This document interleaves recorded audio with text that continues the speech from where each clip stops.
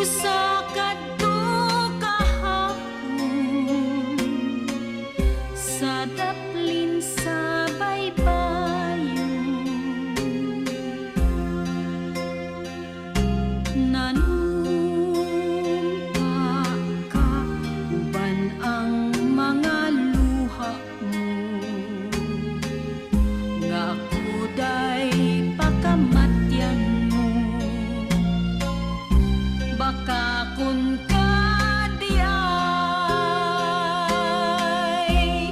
kasakit pagkala diay nining samad sa limong,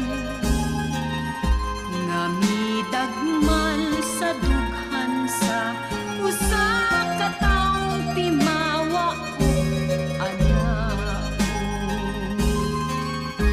Ihangyo ko kanimo nga patya lang hinon,